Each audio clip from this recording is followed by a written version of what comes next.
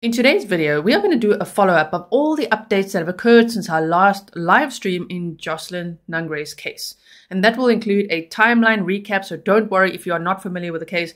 We're going to do a full timeline recap. We're going to look at new information of how the suspects were caught. We're going to look at new evidence, which could mean the suspects will now face the death penalty. And we'll briefly touch on Jocelyn's funeral, which was so beautiful and so sad. I'm going to link the full funeral in the description box for you if you want to check it out, as well as all the other episodes that we have already done in case you didn't see those. You might want to check those out just to do some map time and see everything that we discussed there. But if not, don't worry. I'm going to do this as concisely as possible to give you all the latest information as well as a full recap in this one video.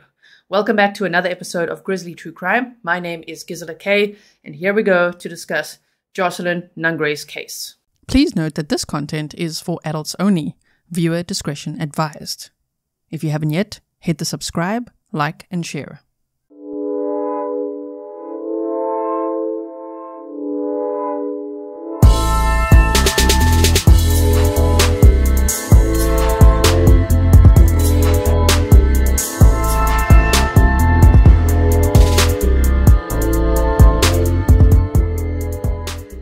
Timeline. Significant events surrounding the death of 12-year-old Jocelyn Nungaray. My source today is click2houston.com. They are local news and they've done a brilliant timeline recap here for us. So let's go over this. These are the last known pictures of Jocelyn seen alive, which is just always so sad. Jocelyn's death sent waves of shock throughout the Houston area and honestly, I would say the world. For all of us to tune in, it was just so cruel, so brutal, so shocking. What a crime. And they were still at that point looking for the suspects. Of course, we now know that they've caught them. So let's look at the timeline.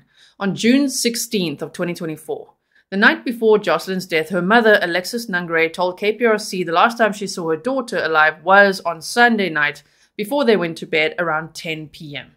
Her last words to Jocelyn were not to stay up late, stating that she was coming with her mother to work the next day.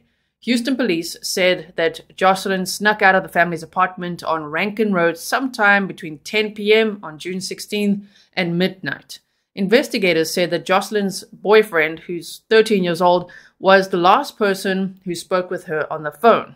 He reportedly told officials that he heard her speaking with two men at the gas station before they hung up. Now, we have speculated before that I think because many people say, why? Why did she sneak out? Well, because sometimes kids do that, and it can sometimes be very, very dangerous, especially in this world today, right? But kids do that, so let's not victim blame. Please don't victim blame. Some people were doing that in the live stream chats, and we're like, why? Anyway, so she snuck out, right? She walked to the 7-Eleven, very close to her, where she lived in her apartments. I'll actually quickly show you the map here. So if we just zoom out of this for a second here, the 7-Eleven where Jocelyn apparently was right here on this Rankin Road in Houston, Texas. The apartments where the two suspects were arrested were at these Canfield Lakes apartments. I don't know the exact apartments where Jocelyn lived with her mom and her 5-year-old brother, but they say her body was found within walking distance of where she lived. So it would be, any of these apartments. It could be this one here, the Valencia Phase apartments, Mira Vista apartments, any of these. It's not the same apartment complex as the suspects were arrested at, because at some point we wondered if it could be the same complex. No, it's a different one, but very close to where her body was found. Her body was found in this bayou right here in this area. Okay, so I think that she would have snuck out of the house, is what we were speculating, probably to talk to her boyfriend on the phone. She's probably like, okay, cool, I'm quickly going to sneak out, and I want to call him, and we could talk, for a while, and then she's going to go to the 7-Eleven, and then maybe she'll get like a cold drink or something. She did have some kind of drink in her hand in those photos that we just saw, and then she would walk back and, scurry back home. Unfortunately, I don't even know what to call them, two soulless individuals cross paths with Jocelyn that night. So let's go back to the timeline. Christian Goffney, who works at the 7-Eleven on Rankin and Kirkendall, said that he had just gotten off when he noticed Jocelyn hiding behind a nearby storage unit at 11:30 p.m. He noticed police in the area, but did not think anything was wrong. Now that little detail, I know, still confuses many of us. Like, why was she hiding behind a storage unit? If she was, did she look afraid? If she looked afraid, was the 7-Eleven guy who saw her very often not worried at all? I'm not at all trying to blame him. I'm just wondering the circumstances. I'm trying to visualize, why was she hiding behind a storage unit? Did she see those two individuals and think, oh crap, did they already try to? We already saw pictures of them in the 7-Eleven. But you know what I mean? Did she get away from them for a little bit? Or what? So I'm not too sure, but he was apparently waiting for an Uber. The guy that works at 7-Eleven that was interviewed, we looked at clips of that. Again, it's in the live streams that I'll link below for you. I just wonder about that. Shame, man. Like, it sounds like she was, hiding, right? So probably terrified. So they say June 17th, so obviously it clocked over past midnight, right? Around 12:17 a.m., surveillance photos show Jocelyn at the 7-Eleven convenience store. In these images, investigators saw two men later identified as persons of interest in connection to this case. So here are the pictures of Jocelyn. Now that middle picture still scares the crap out of me. Look at that guy. He looks like, just the way he is, the way that he's looking at her and at her phone, and the way he is so predatory, you know? It almost reminds me of, remember that footage we saw in Naomi Irion's case where Troy Driver squared his shoulders, and you could just see, he's like, okay, basically like target acquired, here we go. Oh, it's so scary. Oh my goodness. And again, Jocelyn, only 12 years old. Oh my word. So they say new surveillance photos of Jocelyn at the 7-Eleven off Rankin and Crocodile Roads around 12:17 a.m. on Monday. Around 3 a.m., Alexis, that's her mom, said Jocelyn's cat was going crazy. But she thought the cat was with her daughter since she sleeps with her pet at night. So she didn't really think much of it. I mean, we've got two cats, okay? Willow and Fury. If you want to see more of them, it's on Patreon, okay? If you want to check it out there. I often share pictures there and videos and things. And wow, between 3 and 4 in the morning, they go crazy. That's their zoomies time, it seems, you know, just when you want to just get into a deep sleep. So, you know, I can understand that her mom didn't think it was too weird that the cat was like going crazy at 3 in the morning. At 6:15 a.m., a woman called police and told them that she saw a body while driving past a creek near 400 West Rankin Road.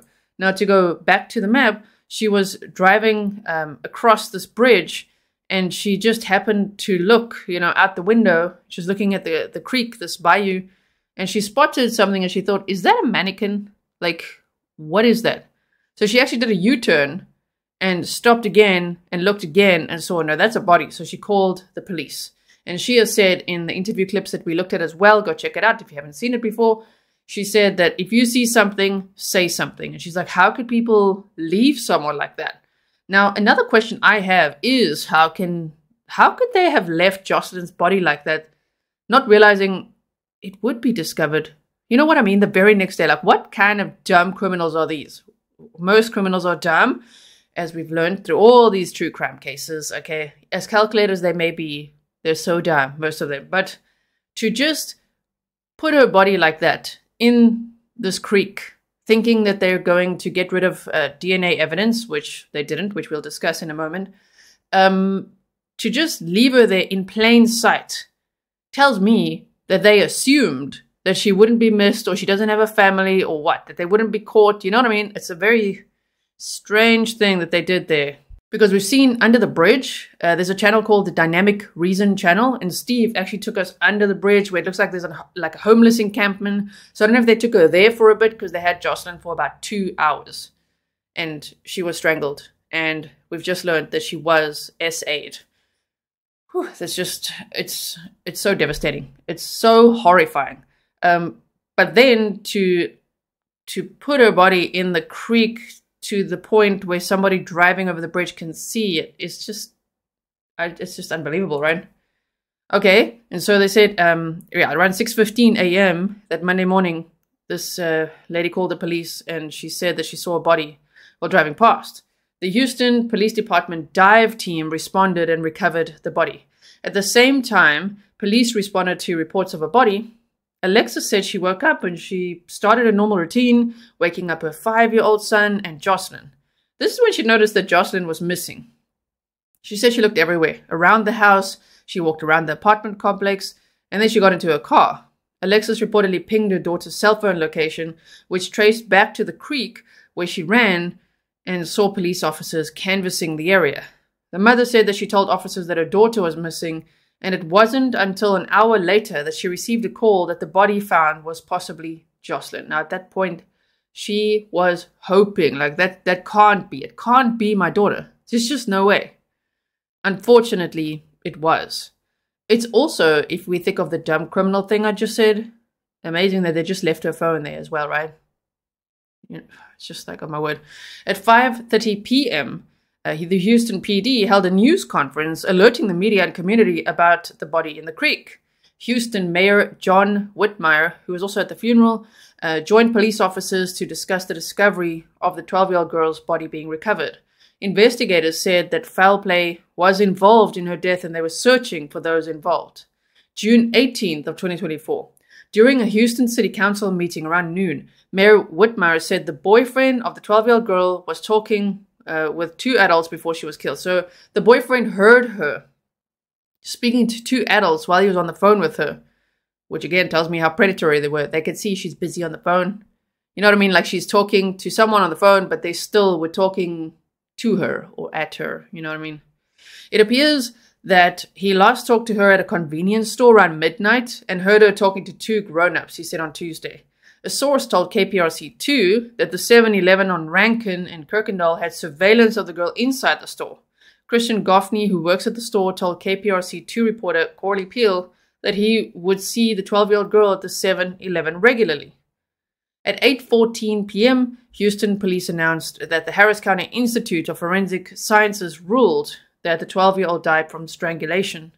Police also released surveillance photos from the 7-Eleven convenience store of the two persons of interest that they wanted to question in connection to the girl's death. Now, we're going to get to that in a moment. Investigators told KPRC's 2's Bryce Newberry that the two men were the last to be seen with the girl, and they don't believe that they ever left the area. The men did not arrive at the store with the girl, investigators said, but instead initially crossed paths there. Sometimes they talk about crossing paths at that Kirkendall Road, sometimes at the 7-Eleven. So now it sounds like, yes, they crossed paths at that 7-Eleven. The family asked for help getting the perpetrators off the streets. Now, what I want to show you here is, again, on the map, apparently they were coming from this Hoyos, I hope I'm saying it right, Hoyos Locos.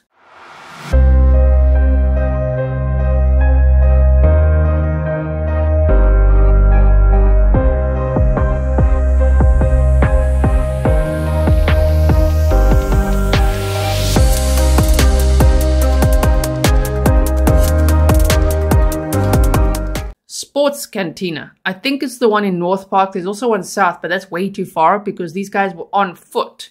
So if we go there, for example, here, if they go from here, okay, no, hold on.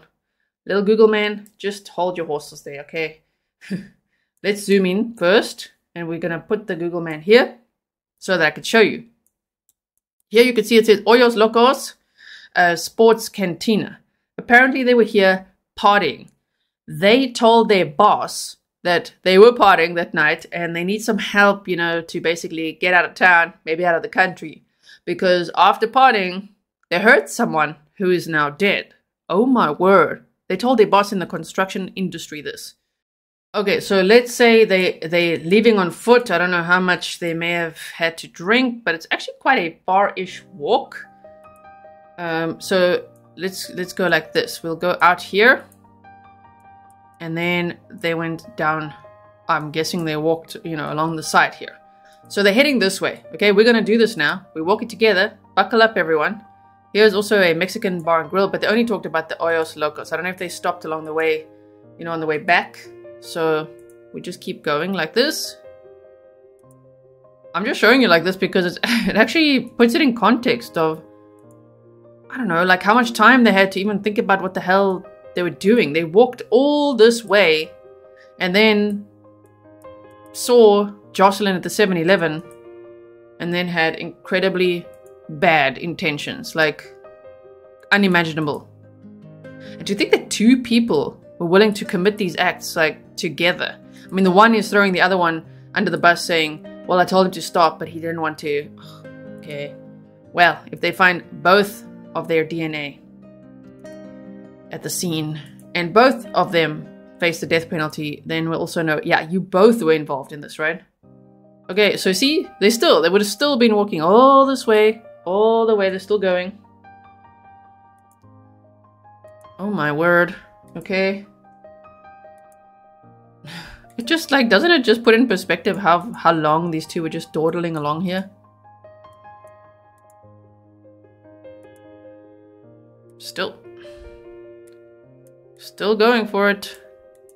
So I wonder how many people saw them or thought like, damn, these two, assuming drunk guys just walking here, or these two guys look a little bit dodgy, or you know what I mean? Or did they not at all? Listen, Google man, I saw you take a step backwards there. We don't want to go backwards. Let's expand this so that we could see where we are here. Okay. So they're still going. See? And now we get to the shell. And just after that, they turn. So let's make a turn in here. Okay. So now they make a turn. There's the shell garage. Now they're walking along here. Now around this time, Jocelyn's walking from her house, sneaking out, being like, ooh, I'm going to call my boyfriend, right? And at some point, they cross paths right here at the 7-Eleven. Right there. At the 7-Eleven. Shame, man. And that's where all those, like, there's photos from here and then her walking out. I don't know at what point she was hiding behind a storage container. I mean, here's one. We've looked at this before in the live streams. Here's one.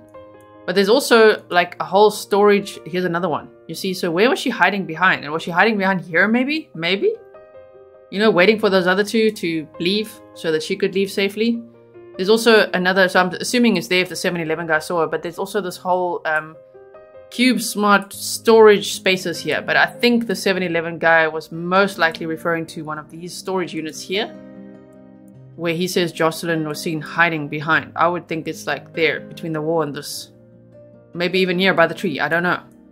But look at this. So they now they cross paths with Jocelyn. And they ask for directions.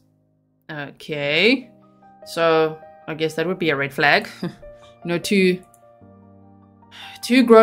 adult males asking a little girl for directions. I mean, just whip out your phone, people. Ask Uncle Google. Okay, so here they go. They walk like this, and they must have gone down here. So I wonder if anyone saw anything like that. But they went under this bridge, and they were, as Steve took us from the Dynamic Reason channel, he went, here's a memorial here now for Jocelyn, with like teddy bears and balloons and everything. And if you just walk down here, there's a homeless encampment under this bridge. So I would just assume that they had been like staying under the bridge before they got the apartment, because they only got the apartment about a month before this happened. So in May, you know, because if this is a homeless encampment, well, were there other people there while they were committing these acts? I don't think so. I don't know about that. But they would have gone down here, and under here, there's like a mattress under there and like toys and all kinds of things. It looks so creepy. Oh my goodness. So to take her there, you know, for 2 hours, essaying her, that means sexually assaulting her. I have to speak the YouTube language, you know what I mean? Anyway, I said it now. So essaying her, and then strangling her, and then throwing her body in the creek below. So somewhere here on this side is where they put her body, because the person driving over the bridge looking this way actually saw her body. Oh my goodness. There was some footage that they showed before, and it actually looked like it was a little further down, like somewhere around here, you know, where they blurred out the body. But maybe she was in the water and it floated down a little bit. I'm not too sure. But that's closer to the 7-Eleven. That's so close to that 7-Eleven. Anyway, so back to the timeline. June 19th, Harris County medical examiners confirmed the girl's identity as 12-year-old Jocelyn Nungaray. A source gave KPRC2 reporter Corley Peel news surveillance photos of Jocelyn at the convenience store around 12:17 a.m. on June 17th. In the video, she reportedly came back to the store where she and the man in the white hat were at the door around 12:58 a.m. So when they say in the video, there's all these little bits of information, right? She reportedly came back to the store. You see that? So if you piece together, the 7-Eleven guy saw her hiding behind a storage unit, and then it says she came back to the store. I wonder if she saw them and thought, oh crap, and was hiding from them. But then maybe they saw her and went to talk to her and then coerced her at that point of saying, just come into the store with us or whatever it is. But she went back to the store where she and the man in the white hat were at the door around 12:58 a.m. Oh my goodness. So then they say the family set up a GoFundMe for a tribute to Jocelyn. They also said that they were planning a memorial. Around 5 p.m., Alexis spoke publicly about her daughter's murder for the first time. If you haven't seen that, we watched that together. Go check it out in the live streams. Tears streamed down Alexis's face as she spoke with KPRC2 reporter Corley Peel. Alexis described her daughter as goofy, and she said she had her own little spunk. She also said that Jocelyn never followed the crowd. She always stood up for what was right, said Alexis. So here's a picture of Jocelyn. Shame. The heartbroken mom said that she feels like she's in an alternative universe where she's living this ongoing nightmare that doesn't stop. So she said she's really struggling to process it, to really realize, oh my word, that happened to my daughter. Like, that's literally Jocelyn and she's gone. She's struggling to actually process that. Alexis said that she knows her daughter fought hard and was a fighter, repeating that she needs justice and she didn't deserve this. And from what we've learned, there were bite marks and scratch marks on the suspect, so she fought for her life. She said that she and Jocelyn have gone through a lot in these past few months with her mental health, that Jocelyn had wanted to end her own life, that she, was struggling with her mental health. And Alexis said she was so excited to see, what her future held, like the woman that she would become. And at 12 years old, this terrible thing happened to her. June 20th of 2024. Sources tipped KPRC2 that 2 men considered persons of interest were captured by police. KPRC 2 cameras were, I don't know why they always say they were the only ones present, because Grizzly's Hood News was also around. We also saw pictures that she had posted at the scene when police detained the 2 men who were last seen with the teenager. There they are, and this one shaved his beard off, thinking that that's going to change his appearance entirely so that they wouldn't catch him. At 2 p.m., Houston police released more details about the 2 men that were detained. Investigators said the 2 men were now suspects after investigators found evidence linked to Jocelyn's murder inside their apartment. The suspects, identified as Johan Jose Martinez Rangel, 22 years old, and Franklin Peña, 26, are both being charged with capital murder. Detectives revealed that Martinez and Ramos started their evening... Ramos? Ramos? No. Okay, maybe that's his middle name. Martinez and Peña started the evening at a Northborough area restaurant together and then walked southbound. See, they say southbound, so we went to the right location. It's the northbound one. They reportedly continued south and were first seen on camera, images that were first released to the public by HPD, and met with Jocelyn on Kirkendall Road. Later, the suspects and victim walked together. You see that? You see? So they say, back to the map we go, that they walked with her. So this one is called West Rankin Road. Let's just make it face north again. Kirkendall Road is this one. This one is Kirkendall Road. And the 7-Eleven is, wait for it. Right here. This is Kirkendall Road. So maybe they were already making their way home and then saw Jocelyn around here while she was heading to the 7-Eleven, and they thought, oh, okay, we're just going to go with her. So I don't know at what point she would have been hiding behind the storage units. So then they say after a few, it says where the additional surveillance shows all 3 together. After a few minutes at the convenience store, all 3 walked to a bridge where Jocelyn was murdered. Apparently, it sounds like it was seen on video surveillance. Or if witnesses saw, I don't know. But they say that, which one, what is his name? This Rangel one? Johan Jose Martinez Rangel. Put his hand over Jocelyn's mouth and grabbed her, kind of around her neck. And then it sounds like pulled her down under that bridge. That's what I was picturing when they were describing it. Oh my goodness. Okay, so they said... leaving the girl's body in the creek, right? Yeah, so they say the suspects reportedly continued walking south to their residence, leaving the girl's body in the creek. June 21st of 2024, after learning about the arrests of Martinez and Peña, the U.S. Immigration and Customs Enforcement, ICE or ICE, released a statement saying that the two men were both illegal immigrants from Venezuela who had been detained and released by the U.S. Border Patrol a month before the murder. Martinez and Peña both illegally entered the U.S. without inspection, parole, or admission by a U.S. immigration officer on an unknown date and at an unknown location. On March 14th, Martinez was apprehended by the U.S. Border Patrol near El Paso, Texas. That same day, he was released on an order of recognizance with a notice to appear. Peña was apprehended by the U.S. Border Patrol on May 28th near El Paso. He was also released on an order of recognizance with a notice to appear the same day that he was apprehended. And they apparently had ankle monitors on at this time with this immigration issue that they were having. And then, so to think of them committing this crime while wearing an ankle monitor is just a whole nother level of what? Okay, so they say KPRC obtained court documents stating that Martinez, Rangel, and Peña did not know Jocelyn prior to that night. They allegedly asked her for directions at the 7-Eleven and lured her to the bridge. Investigators believe that the men remained there with her for over 2 hours, trigger warning, removing her pants, tying her up, killing her. They strangled her and throwing her body into the bayou in an attempt to remove DNA evidence. After investigators said the suspects walked back to their apartment. There's not been a ruling on bond for the men, and that duty has been referred to the district court judge, Josh Hill. Both men are due in court 9 a.m. Monday morning, which happened, right? Then there was a candlelight vigil. The family of Jocelyn Nungaray held a candlelight vigil to honor the 12-year-old girl whose life was senselessly taken. The vigil was from 7:30 p.m. to 9 p.m. on Friday night.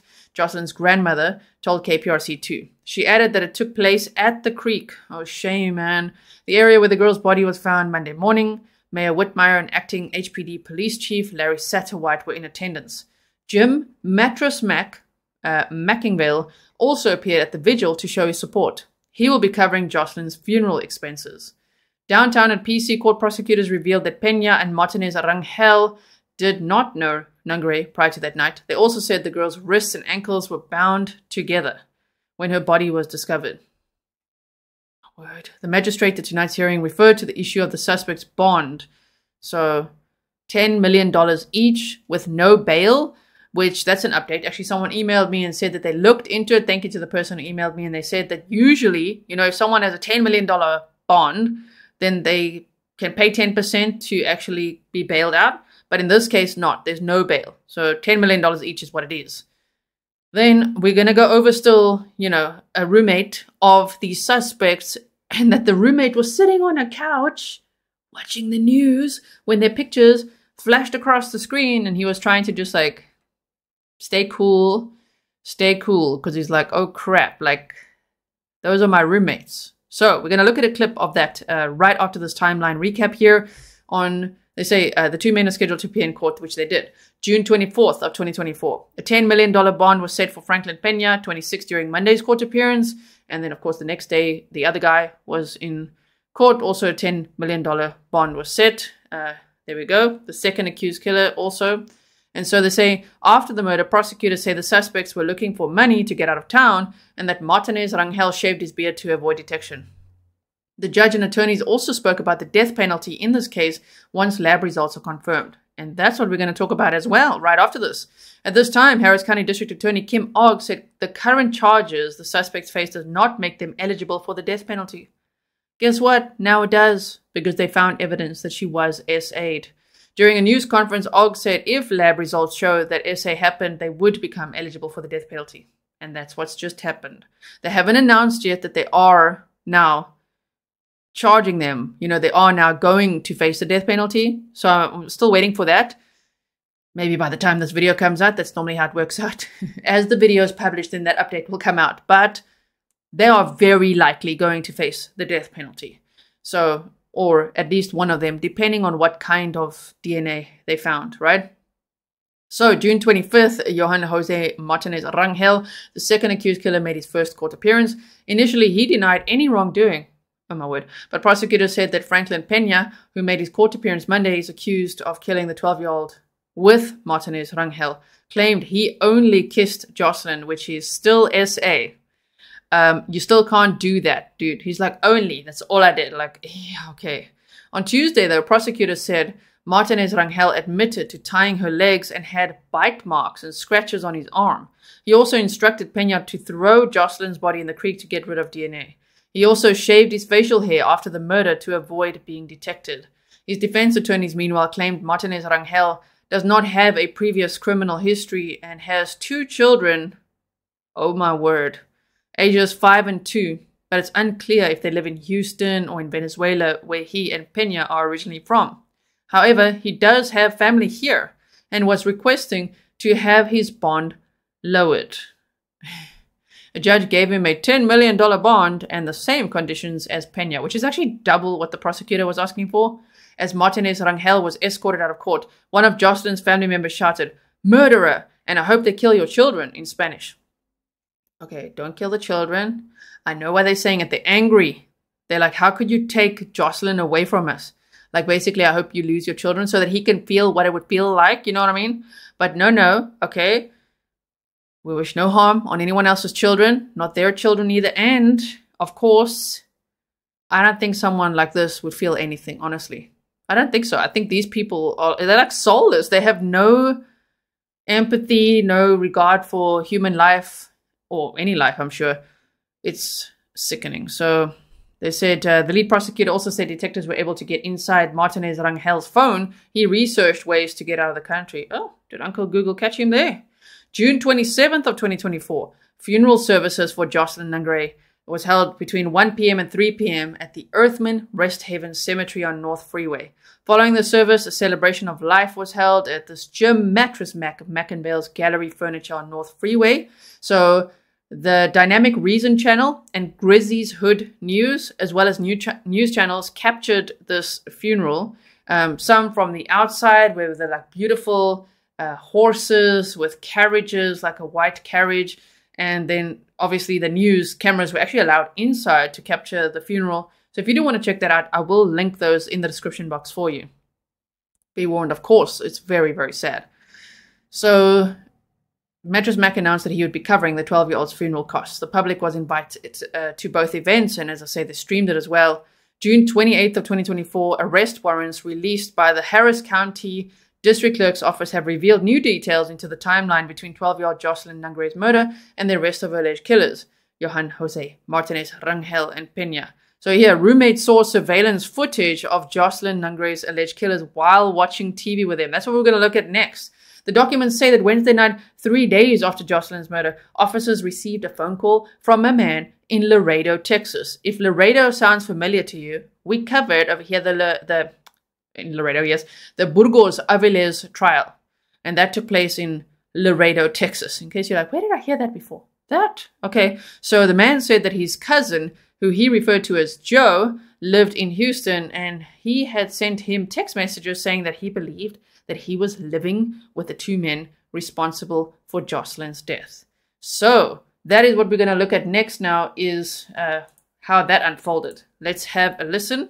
I'm Keith Garvin. Good evening. I'm Daniela Guzman. Some newly unsealed warrants reveal these images from a bar and a secret meetup with HPD helped investigators track down those suspects. KPRC2's Bryce Newberry has been following this case since the very beginning, and he's live tonight in the newsroom with what he's learned. Bryce? Yeah, Keith and Daniela, these new warrants reveal that Jocelyn Nungaray's suspected killers watched TV with their roommate when their images flashed across the screen. These records also show investigators did not even know their names when they moved in to arrest them after getting help from a tipster hundreds of miles away. Suspected killers Johan Martinez Rangel and Franklin Peña took these pictures at an Ojos Locos in North Houston. So there you can see the Ojos Locos that I showed you on the map. We did a whole bunch of map time there. And so look at these pictures. I don't know, man. When I look at them, obviously it's in hindsight, it's in context of it all. But when you just look at them, it's so scary. You know, that these pictures were taken right before what they did. You know, like that same evening. Oh, my goodness. Just hours before 12-year-old Jocelyn Nungaray was found strangled in this bayou June 17th. Investigators released these images of them the next night. Some police looking for 2 persons of interest. These are brand new photos tonight of the men homicide detectives want to speak with. They saw themselves on TV while watching the news with their roommate. According to this new search warrant, the roommate tried not to react, but instead texted a cousin in Laredo. He was scared and... Imagine being that roommate. It sounds like they had two roommates, right? So they're talking about the one that's just sitting there and they're watching TV, you know, watching the news, and then breaking news, and then they show the picture and it's like, okay, then just tried not to react. He was scared, didn't know what to do, and then like gets the phone, texts a cousin in Laredo like, hello, like, I think I'm living with these two. Check the news. Did not know what to do because he was living with two guys responsible for the death of a 12-year-old girl. By Wednesday night, the cousin contacted Houston police from 350 miles away. The roommate made up an excuse to leave the apartment. Houston police picked him up not far away to take him downtown for questioning. The intervention of that person helped prevent these two defendants from fleeing. Another roommate, the suspect's boss, then came to police headquarters, telling investigators he gave... You see, they say another roommate, the suspect's boss.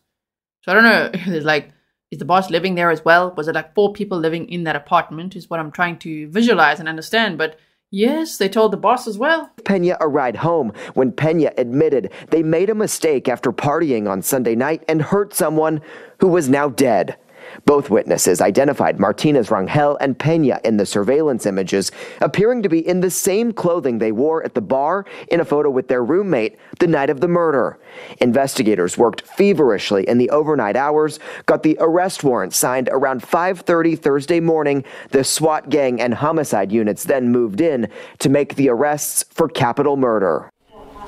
And prosecutors say the suspects asked their boss for money to leave town. One of them allegedly cut off his ICE-issued ankle monitor after Jocelyn's murder. Tonight, both men here illegally from Venezuela are being held on $10 million bonds. Investigators are still awaiting lab results to determine if they'll be eligible for the death penalty. Live in the...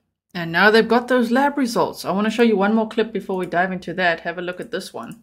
Of killing 12-year-old Jocelyn Nungaray were turned in by their roommates. Katira Winfrey read through the search warrant and explains what led the roommates to call authorities. The search warrant says the two suspects were inside their apartment unit watching the news with a roommate when surveillance images of them popped up on the screen. The roommate at the time stayed quietly, but eventually put into motion a string of events that led investigators here. A 30-page search warrant outlines the accusations against Franklin Pena and Johan Martinez Rangel, who's listed in the search warrants as Gordo or Chachis. The pair is accused of killing 12-year-old Jocelyn Nungaray on June 16th. According to the search warrant, Pena and Martinez Rangel had been out for a night of fun prior to coming into contact with Jocelyn at the 7-Eleven on Kirkendall Road. Surveillance video, according to the documents, shows the suspects and girl walk below the bridge near the bayou at Rankin Road where her body was found. Then 2 hours later shows only the suspects leaving. A roommate who'd only been living with the suspects for a few days came forward, saying all three were watching the news when surveillance images of the suspects in Jocelyn's death were shown. That roommate, according to documents, didn't react, but instead later reached out to someone else who called authorities for him. In a second portion of the search warrant, officials say a second roommate, described as the suspect's boss, was giving a ride to Pena when, according to the documents, Pena said, "Can I talk to you about something?" The documents go on to say Pena said the suspects made a mistake after partying and had hurt someone who is now dead. The roommate/boss then went to his girlfriend's house and told her what he learned. According to the search warrant, the girlfriend told him about Jocelyn's death. You see that right there? Whenever we watch press conferences, we like and share and tell everyone and share. You just don't know who's watching, who's tuning in, who might not have tuned in, who might be on YouTube and you're like, oh, what's this all about, right? So here, you see, they say Raul's girlfriend told him about. So the girlfriend was watching, she knew all about the case, and so Raul went to his girlfriend's house and told her what Franklin had said to him. And then the girlfriend said, yeah, but there's this case of this 12-year-old girl. So, and then they connect all the dots. I mean, that's amazing. And then showed a surveillance image of the suspects. The documents say he recognized them as Pena and Martinez Rangel. That's when he called police to report them. Both Pena and Martinez Rangel are charged with capital murder. Katira Winfrey, KHOU 11 News. Okay, so now let's look at this news here, which was published yesterday, July 1st of 2024. Report, 12-year-old Jocelyn Nungaray was SA'd before death. I mean, it was widely reported, but then at the press conferences, they said they're waiting for evidence from the lab. So they say Harris County prosecutors previously said, depending on lab results, the charges against the suspects could be raised to the death penalty. Shay, man, look at this picture of her. Here's Jocelyn.